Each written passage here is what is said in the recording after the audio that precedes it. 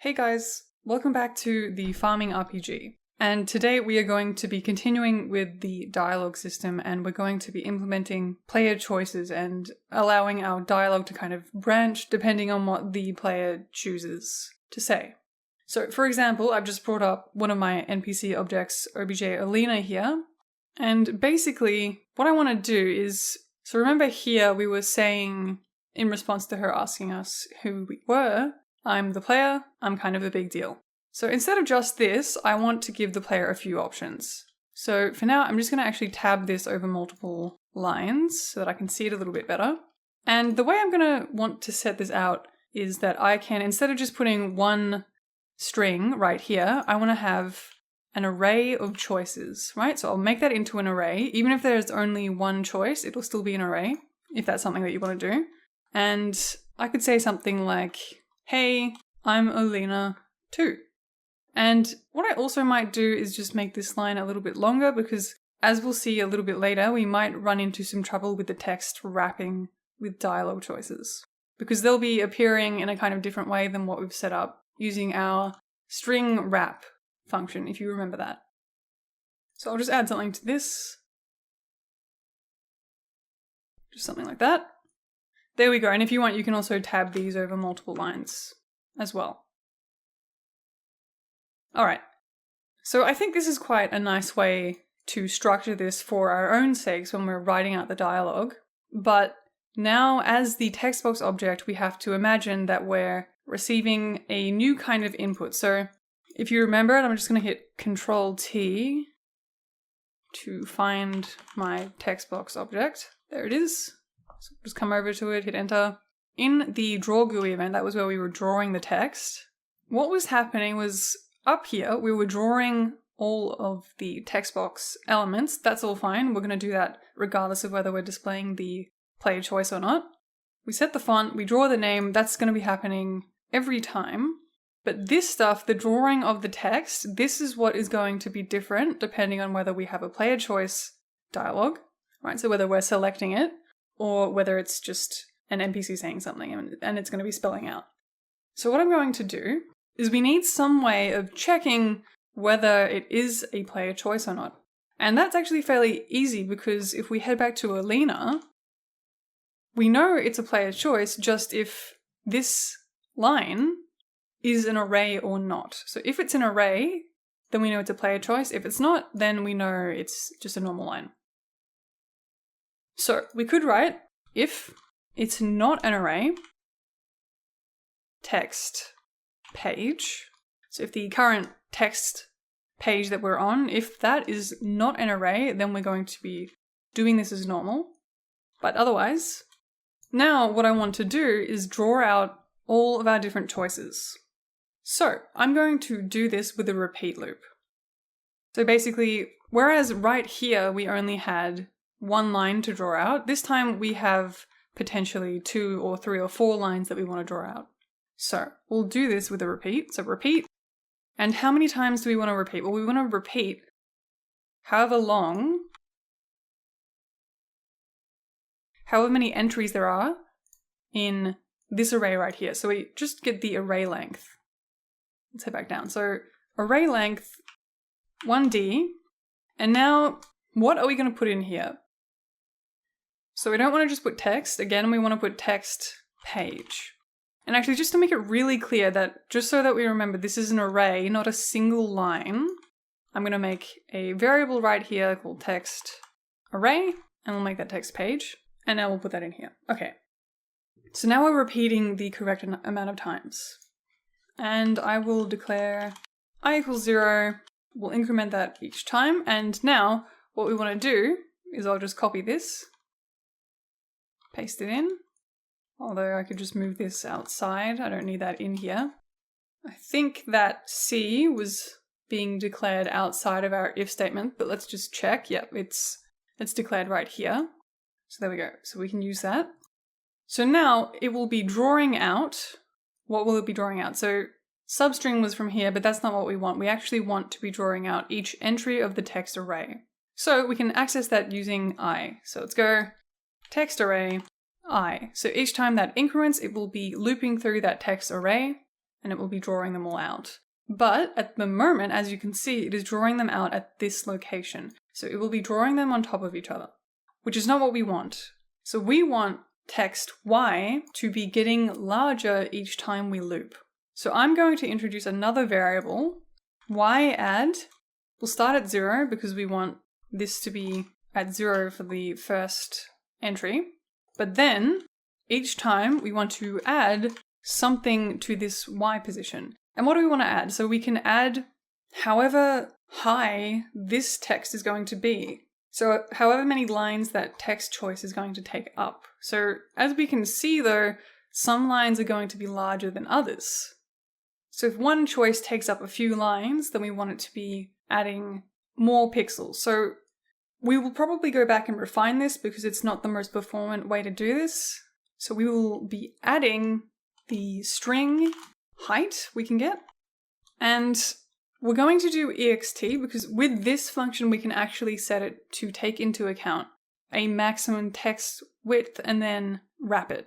And the problem that we were having before, the reason that we set up that script here to wrap it ourselves is because we were spelling the text out. But since we're not spelling it out, we can just use this. And we'll use it for this line as well because we want the text to wrap. So let's just add ext. And we did actually create the variables for the separation, which is the number of pixels that it's going to drop down every time we need a new line. And the width, the maximum width that the line can be. So we had declared them in the create if you want to have a look. But their names were text height, right? That's the separation between the lines we want. And then text max width. So that will wrap it for us. And now here when we get the height, we can do the same thing. So we want to get the text array I, text height, text max width. And before we test this, we are going to just have to hop into here and not do this if it's a choice dialog. Because we don't want to be wrapping the string and we don't want to be getting the length of an array of text that's going to cause an error. So we don't want to be doing any of this if it's a choice dialog. So we can just go if, exactly as we did before, it's not an array, then we will be wrapping it.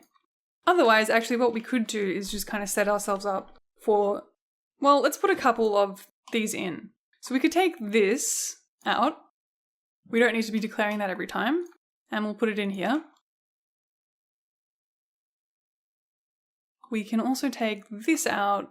And let's just call this instead text array length. And we'll put that in here. I'll leave that for now, like I said, just because it's a little bit trickier to organize. But that should all be good. All right, let's run the game. All right, so let's go talk to Alina. There we go, so the first dialogue's working. And the second dialogue. So it is printing them out correctly. It's getting the right wrapping. You might want to test this a little bit more extensively, so you might want to have a few varying lines of dialogue and see if they all spell out correctly.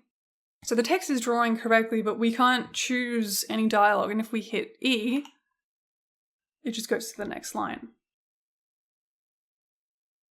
So let's get it displaying our choice, and for this I'm going to create a few variables.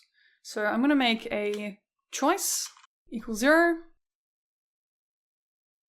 and then in here what we want to do is just to give some visual feedback to the player.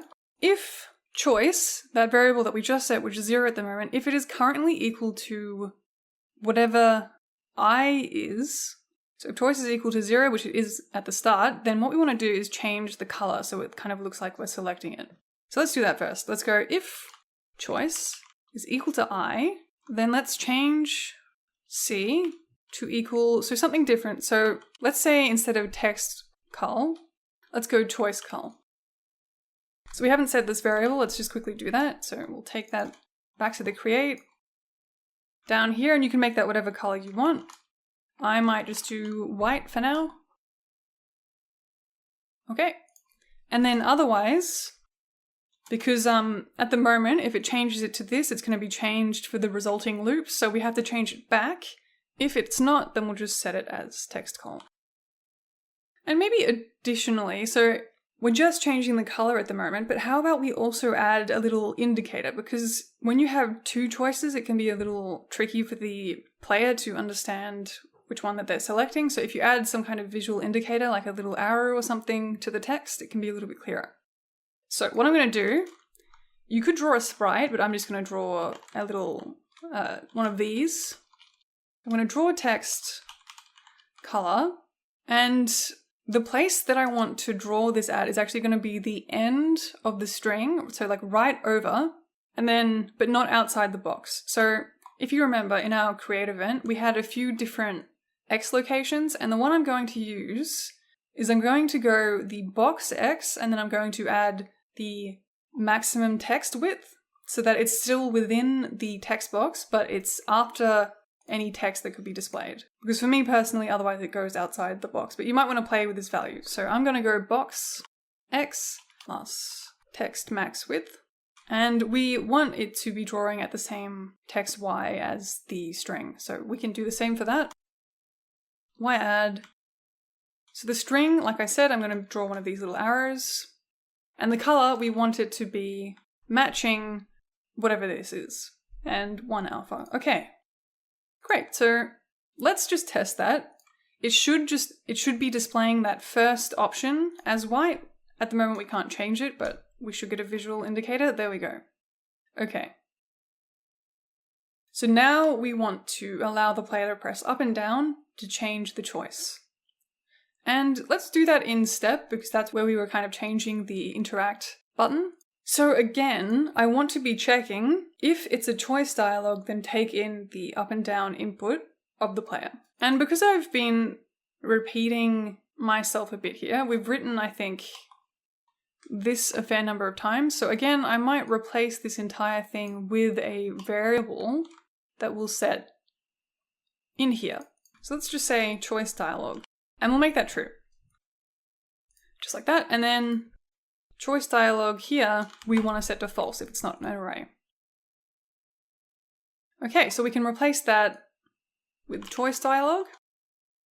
Okay, and in here, we can check if choice dialog. And in a similar way to how we gathered inputs way back for the movement of the player, what I'm going to do is have choice, basically plus equals, so we're going to add to it, and then what we're going to add is keyboard check pressed, so VK down, minus keyboard check pressed VK up. So now let's think about that. So whatever choice is currently, which is, let's just say 0, we're going to add either the down button, which means the choice will kind of be going down, which means we want to be going down the array. So if that's true, it would be 1. Let's just say our input is 1, minus if we're pressing up. So if we're not pressing up and we're pressing down, then it will add 1 to choice. If we're pressing up, it will add -1. So it'll be going back up the text array. Now, if you test it at this point, you'll see that if choice is equal to 0 and you press up, that would make it -1, and we're going to throw an error because that's an invalid entry for the text array. So when it equals -1 or choice is larger than the kind of number of entries that are in here, then we want to wrap it back around. So we need to check right here if choice is larger than the text array length. So let's do that one first. So if choice is larger than, so in this case, there are 2 entries, which means text array length is going to be equal to 2. But as you know, the entries themselves, they will start at 0. So we have to subtract -1. So we don't want choice getting bigger than 1, is what this means, which is what we want. Because if it gets 0, 1, and then gets to 2, then we want it to wrap around to 0. So then we'll set choice equals 0. And then the other way around, if choice is less than 0 now, set choice equal to text array length -1. Okay, so hopefully that will work. Let's go talk to Alina. There we go, and we press up, or down actually. There we go, and down again.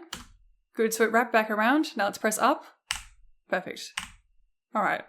So now, at the moment, if I hit enter, it's just going to go to the next page. But what we might want to do is, depending on what choice is at the time that we hit interact key, we might want to send the player to a different line. So what I'm going to do here is set up a new variable in the NPCs. And actually, I might go to the NPC object first. Right, so in here, I'm going to set next line. And again, we're going to put in an array of entries. And what I want this to do is, basically, you can set what line that we want to go to next.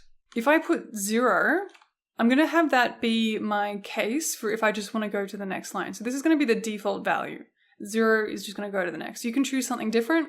I recommend it being 0 or something less than 0 because personally, I don't think I'm ever going to send the player back to the very first line. But you might, so you might not want to actually use 0. And you don't want it to be a number greater than that because that could be a line that you actually want to send the dialogue to. So you want to use probably negative numbers. I'm going to use, like I said, I'm going to use 0 to mean next line, and -1 is going to be quit the dialogue. Those are going to be my two special values. So we've initialized it there. Let's head over to Alina. So I'm going to set next line.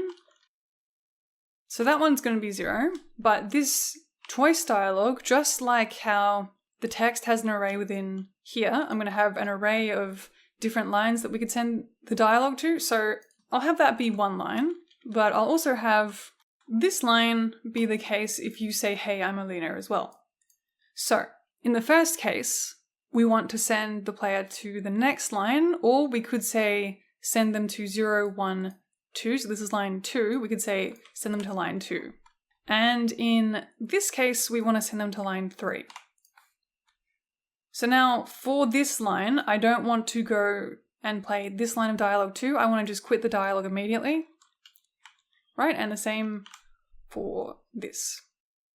Okay, cool. So that is the structure of the dialogue. Now we have to set that up in the text box.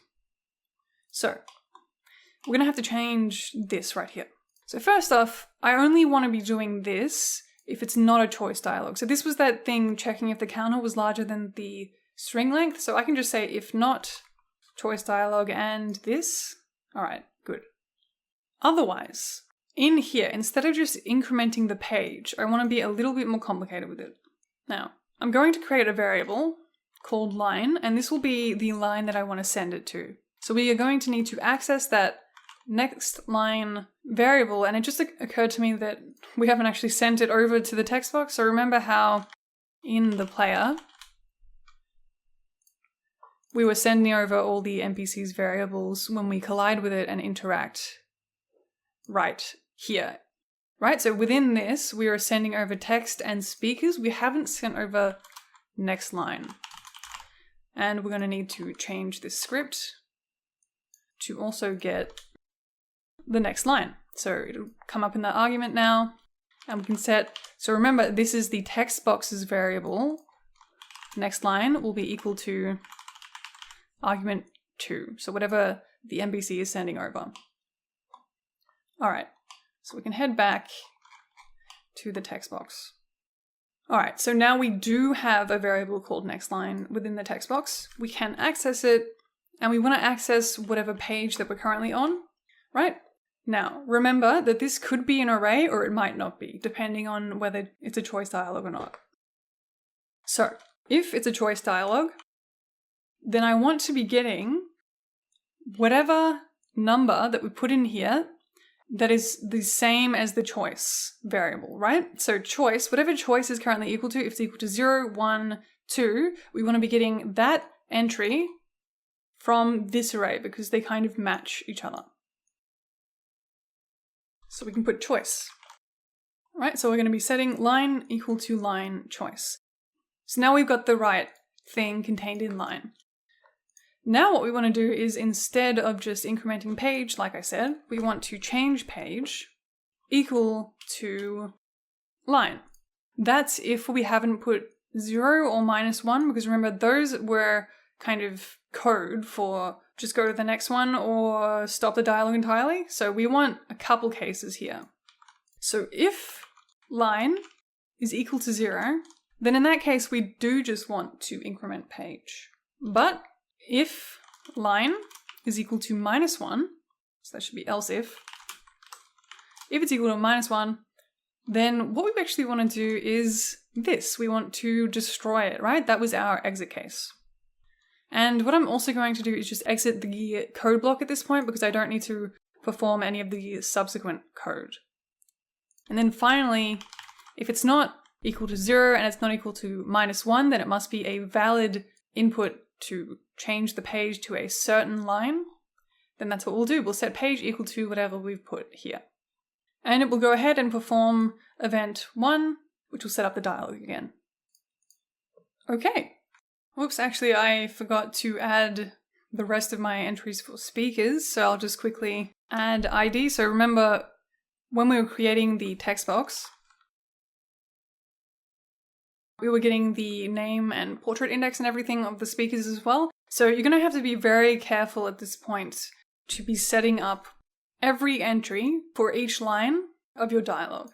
So you might want to go and fix up your other NPCs as well. Make sure that they all have a next line now and that they have an appropriate number of entries in the speakers and text array. All right. Let's try again. Okay, so now we can select an entry and let's try this one and hope that it sends us to the right line. It did. And if we talk to her again, and we pick the first one, then it sent us to that line. And it's exiting correctly as well. Okay, so we've added choices to the dialogue system. So that's all that we'll do for today. And in the next tutorial, I also want to add the ability to pass along a script to the text box in a similar way that we were passing along text, speakers, and next line. I want to be able to send over a script and arguments to pass into the script to be able to change anything about the game world when we hit a certain line of dialogue. So I could create an object once a character says something. I could change a variable. If it was an important choice that you made, we could change some kind of data variable that would kind of save it in the game forever.